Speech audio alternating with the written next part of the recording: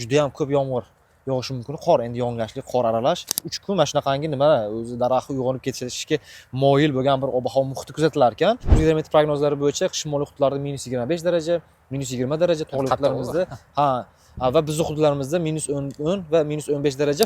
Sirdaryo havzasida suv kamayib ketishiga olib kelmaydimi? Va olib keladi. Assalomu alaykum kuzatuvchilar. Erkin aka, assalomu alaykum. Demak, ob-havo ko'rsatuvlarini davom ettiramiz. Dehqonlarimiz izohlarda so'rashyaptiki, o'zi bu yil qanday bo'ladi? Quroqchilikmi, yog'ingarchilikmi va mana 3-10 kunliklarda qattiq sovuqlar bo'ladi degandik. Va orada yog'ingarchilik bormi o'zi bu yanvarda? Assalomu alaykum Respublika fermer kanali kuzatuvchilari, vatandoshlarimiz, uzoq yaqindan ko'rayotgan kuzatuvchilar. Yilni boshlab oldik va quruqroq, mana hozir biz ancha bir issiq ob-havo ta'siridamiz va kelayotgan dam olish kunlari respublikaning ko'plab hududlarida 20 darajalik harorat bor ekan. Endi bu asosan Surxondaryo, Qashqadaryo, Voha, mana shu Jizzax, Samarqand, Sirdaryo va Toshkent viloyatlarida kuzatilishi mumkin. Boshqa hududlarda 15. Endi bu baribir bahoriy havo deyiladi. Endi bu bahoriy havo baribir o'tgan sonimizda ham aytib o'tdik. Qishloq xo'jaligi uchun biroz xavotirli hisoblanadi, chunki bizni baribir madaniy o'zimiz daraxtlarimiz, dov daraxtlarimiz, masalan kuzgi bug'doy o'zimiz ham baribir tinim davriga kirish kerak. Keyingi yilda kamroq qanaqadir kasalliklarga chalinish uchun, lekin afsuski mana shu ilg'roq qish o'tilayotgani va mana yana kutilmalar chiqib kelyapti. Tinch okean markazidagi suv harorati biz o'tgan dasturlarda aytdik, neytral holatiga qaytsa kerak. Endi u ham Jahon meteorologik tashkilotining xabariga asoslanib aytdik. Afsuski prognozlar unchalik oqlamayapti. So'nggi ma'lumotlarga ko'ra, yana mana shu mart oyiga qadar La Niña ta'siri, ya'ni sovuq bo'lar ekan. Bu degani quroqchilik alomatlari ko'rinib turaveradi baribir. Endi dekabr oyi haddan tashqari namgarchilikka boy o'tdi. Ayrim hududlarimizda 200% normaga nisbatan 200% yog'ingarchilik kuzatildi. Lekin ayrim hududlarda umuman kam, masalan Buxoro, shimol hududlarimizda kam yog'ingarchilik bo'ldi va kelayotgan yanvar oyi endi hozir umumiy quvvatda ikkita nam havo oqimi bo'lishi mumkin mana shu bundan keyingi, ya'ni yanvar oyining o'rtalarida, ya'ni bu o'sha 13-14 yanvar oylariga taxminiy va undan keyin mana shu siz aytib o'tganingizdek sinoptiklarimiz 3-10 kunlikda boshida sovuq havo oqimlari kirishidan oldin mana bitta issiq havo orqasidan nam havo bo'ladi, qor yog'adi, yomg'ir yog'adi. Mana shunaqangi holatda ikkita namgarchilik ortidan juda ham ko'p hududlarimizda afsuski yog'ingarchilik me'yordan kam, ya'ni o'tgan dasturimizda ham aytganmiz, ikkita oldingi ko'rsatuvimizda 22-dekabrda edi adashmasam, Toshkent, Farg'ona vodiy viloyatlarida quruqroq.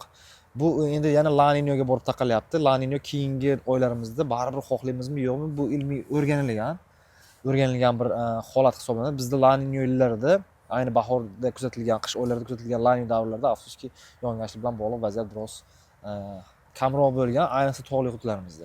Bug'doyga amofos olmagan fermerlar uchun RG Agrodan Rossiyaning suyuq amofosi. Bunaqasini boshqa joydan topa olmaysiz. Endi dehqonlarimiz hozir ko'proq endi ozgina dam olishdi va zerikib qolishdi mana shu yerda va dala ishlarini shu boshlash arafasida turishibdi. Kimdir sug'ormoqchi, kimdir o'g'it solmoqchi, kimdir boyagi urug' qilib ko'chat qilmoqchi va aynan yog'ingarchiliklar, demak taxminan 15-yanvarlarda yog'ingarchilik bor. Bitta necha kun bo'ladi taxminan? 12-dan shimolda boshlanadi. Ya'ni keyingi Qoraqalpog'istonda va Qoraqalpog'istonning Ellikqal'a, mana shu Beruniy, To'rtko'l, Xorazm viloyati bilan qo'shni hududlarida juda ham ko'p yomg'ir yog'ishi mumkin. Qor, endi yog'ingarchilik, qor aralash, taxminiy 30 mm atrofida hozir xaritalarini mana shu joylaymiz va undan tashqari 18-yanvar kuniga qadar, ya'ni kelayotgan 12 kunlikda respublikaning ko'plab hududlarida yog'ingarchiliklar bor. Qashqadaryo viloyatlarida 5-15 mm hududlar bor. Tog'li hududlarda 20-25 mm, lekin kam. Masalan biz o'tgan dasturlarimizda ko'rsatdik, 60-70 mm qizil ranglar bor edi. Mana hozirgi xaritada sariq rang ko'rinyapti. Tog'li hududlarda ham 20 mm, hatto Tojikiston tog'larida ham 20-15 mm yog'ingarchiliklar bor. Lekin mana shuni quvvatini o'zida Qashqadaryo, Samarqand viloyatining yarmi, aynan mana shu sharqiy hudud tumanlari, Samarqandning yarmida deyarli yog'ingarchilik yo'q ekan. Buxoro viloyatlarida ham juda ham kam. Vodiy viloyatlarida haddan tashqari kam. Kelayotgan 12 kunlikda 0.5 mm atrofida. Bu degani endi tushunish mumkin.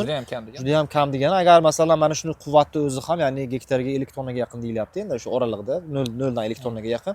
Mana shu yog'ingarchilik quvvatidan ham agrotexnik ishlarga agar qo'l keladigan bo'lsa, asosiy yog'ingarchiliklar shimolda, demak 12-kuni, 12-13 yanvarda, respublikaning boshqa hududlarida 13-15-yanvar oralig'ida bor, kam. O'sha mana shu 13-15 yanvar kunlari oralig'ida bo'lishi mumkin, lekin undan oldin bir issiq ham bor. ya'ni Issiq harorat necha darajagacha? Men bu Qoraqalpog'istondan boshlab shu Andijongacha bir tushuntirib bersangiz. ha, hozir uni ham xaritasi chiqadi, ya'ni kelayotgan 10 kunlikda biz o'rtacha sutkalik haroratning o'zgarishini beryapmiz. Ya'ni mana shu haftani juma kuniga qadar ko'k ranglar, sariq ranglar juda ham ko'p. Bu nima degani? O'rtacha sutkalik harorat 5 darajadan pastroq. Bu ya'ni mana shu kechalar sovib ketadi. Kunduz kuni biroz 10 daraja atrofida, 5 daraja, 6 daraja atrofida. Bu umumiy ma'noda o'rtacha sutkalik haroratlar o'sha qishloq xo'jaligi yer maydonlarida 5 darajadan 6 daraja atrofida bo'ladi. Bu endi baribir tinim davri, ayni kuzgi bug'doylar uchun, vegetatsiya uchun ham tinim davri hisoblanadi. Uyg'onib qolishini. Endi ko'rsatuvchi o'zib ketmasligi uchun Agrometeo botga kirsanglar, Telegramda shu Agrometeo bot deb yozinglar va lokatsiyani jo'natsangiz, aynan sizni o'zingizni joyingizdagi ob-havoni bir haftaligini chiqarib beradi. Va dam olish kunlari keyin biz aytganimizdek doim vegetatsiya davri bu 10 darajadan yuqori, ya'ni daraxtlarimiz gullab ketishi uchun, daraxtlarimiz tanasi suv aylanishi uchun bilamiz 11 darajadan yuqori 4 kun bo'lishi kerak orqama-ketin. Agar mana shunaqa sharoit bo'lsa, endi bahor oylarida bo'ladi bu narsa. Endi oxirgi paytlarda iqlim o'zgarishi tufayli qish oylarida ham kuzatilyapti va mana hozirgi kelayotgan dam olish kunlarida ham 3 kun mana shunaqangi nima o'zi daraxt uyg'onib ketishga moyil bo'lgan bir ob-havo muhiti kuzatilar ekan. Shundan kelib chiqib umumiy ma'noda demak oyi o'sha mana shu ikkinchi 10 kunlik boshlarida biroz iliq harorat va o'rtasida keyin yana sekin namgashliklar kiradi. Tungi va tonggi haroratlar endi yaqinlashadi. Bu ham endi sovuq emas, issiq va biz hozir mana shu haftani ham va keyingi haftani ham o'sha ko'p yillik iqlimiy me'yordan chetlash xaritalarini joylaymiz. Mana shu haftani o'zida ham ko'p yillik iqlimiy me'yordan 1-3 daraja, shimolda 3-6 daraja issiq bo'lar ekan. Va ikkinchi haftamizda ya'ni 12-dan 19 yanvarda ikkinchi 10 kunlikda ham, yanvar oyining ikkinchi 10 kunligida ham juda ham ko'p hududlarimizda garchi yog'ingarchilik kuzatilsa-da, harorat yuqori, ya'ni 3-6 daraja yuqori. Bu degani 7 kunlikda 3-6 daraja deyaptim. Bu juda ham issiq degani. Ya'ni ikkinchi 10 kunligimiz issiq bo'lishini bemalol endi aytib o'tishimiz mumkin bo'ladi. Faqat 3-10 kunlikda endi boyagi qattiq sovuq bor deb aytdi. Bor, endi bo'lishi mumkin. Hozirgi hamma narsa pishib turibdi, ya'ni uni sovug'i o'zi chaqiradigan ikkita indikatorimiz bor. Bittasi bu o'tgan safar aytib o'tganimizdek qutb ustidagi 30 kilometr vertikal kesimdagi bir uyurma deydi va yuqorida 30 kilometr yuqorida stratosferani isib ketishi va sovib ketishi bilan bog'liq anomaliya. Hozir 2-yanvar holatiga isib ketgan ekan, u isib ketyapti. Yuqorida isib ketgan. Isib ketgan. Ha, bu degani pastdagi endi sovuq havo oqimi sal kuchliroq bo'ladi. Markazda atmosfera bosimi sal yuqori bo'lib, uni endi maydoni ham kattalashib, hozir o'zi Skandinaviyada. Qancha vaqtda keladi bizga u Skandinaviyada? Bizga hozirgi holatdagi agar mana shu issiq holat bo'lsa, 2 hafta, 3 hafta yetib keladi va o'sha 20-yanvarlarga 25-yilida bir bo'lishi mumkin. Va biz shunaqa lokatsiyadamiz. Qozog'istonga aniq o'tadi u, Qozog'istondan. Markazi, faqatgina uni markazi agar shimoliy Astana hududlaridan o'tadigan bo'lsa, bizga ta'siri kamroq bo'ladi. Ya'ni sovuq ma'noda. Agar u mana Qarag'andidan pastroqda, mana Qizilo'rda tumanlaridan, viloyatlaridan Qozog'iston, hattoki Qoraqalpog'iston Respublikasi hududlaridan Orol dengizi atrofidan o'tadigan bo'lsa, markazdagi ko'zi 1050-1055 gigapaskal bo'lsa, o'sha O'zgidromet prognozlari bo'yicha, qattiq ham emas. O'zgidromet prognozlari bo'yicha shimoliy hududlarda -25 daraja, -20 daraja, tog'li hududlarimizda va bizning hududlarimizda -10 va -15 daraja. Faqat uni davomiyligi meni nazarimda bizni hozirgi o'sha kutilmalarimiz har xil alomatlardan kelib chiqib uzoq davom etmasa kerak. 2-3 kunlik va orqasida yana issiq havolar bo'lishi mumkin bizni O'zbekiston uchun. Qozog'iston uchun, Sibir havo degani 15 gradusdan keyin necha gradus bo'ladi o'zi? Yo'q, agar e'tibor bergan bo'lsangiz, o'tgan yili bir kunlik -12 darajaga tushdi-da, Toshkentda o'zida -12, -13 ga tushdi-da, keyin zudlik bilan 0 darajadan yuqorilab ketgan holatlar bo'lgan. Xuddi shunga o'xshash vaziyat. Endi u endi El Niño davrida edi o'sha paytda. Hozir lekin La Niñodamiz va u 3 kun, 4 kun davom etsa kerak va sovuq havo oqimlari ko'proq davom etishi uchun baribir qorlar yog'ishi kerak Qozog'istonda ham. Ya'ni yer sirtida oppoq qorlar bo'lsa, ana shu oppoq qorlar ustidan o'tayotgan antsiklon yana ham bir o'zini kuchini kuchliroq ko'rsatishi mumkin ekan. Endi bu tadqiqotlar bo'yicha shunaqa va hozirgi holatda shimoliy hududlarimizda qor u darajada ko'p emas.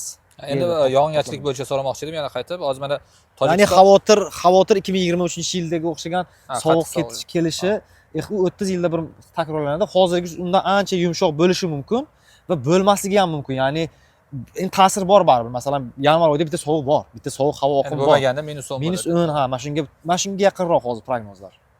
Tekislik hududlarda, ana qishloq xo'jaligi katta maydonlarda. Endi mana hozir mana Tojikiston tog'larida yaxshi, endi har holda yog'ingarchiliklar bo'lib turibdi. Lekin mana xaritada baribir kam ekan ko'rishimiz bo'yicha. Lekin mana Qirg'izistonda juda ham kam yog'yapti. Mana o'tgan ko'rsatuvda ham ko'rganimizda kamroq edi. Ko'rsatuvda ham mana Qirg'iziston va vodiyga kam yog'ingarchilik yog'yapti va bu o'zi kelajakda bu Sirdaryo havzasida suv kamayib ketishiga olib kelmaydimi? Va olib keladi. Ya'ni hozirgi holatda mana ko'ryapmiz ijtimoiy tarmoqlarda ham Surxondaryo, Qashqadaryo, Hisor tog'laridan shu maydanak deydi, 2 metr qor deyishyapti. Endi 2 metr qor ham biz o'zi o'rganyapmiz sun'iy yo'ldoshdan. Ayrim hududlarda shu shamol tufayli to'planib qolgan qorlarni ko'rsatishyapti, lekin umumiy ma'noda shu yarim metrlik, 1 metrlik qorlar bor, yoqqan va asosiy mana shu Pomir tog'larida qor yaxshi.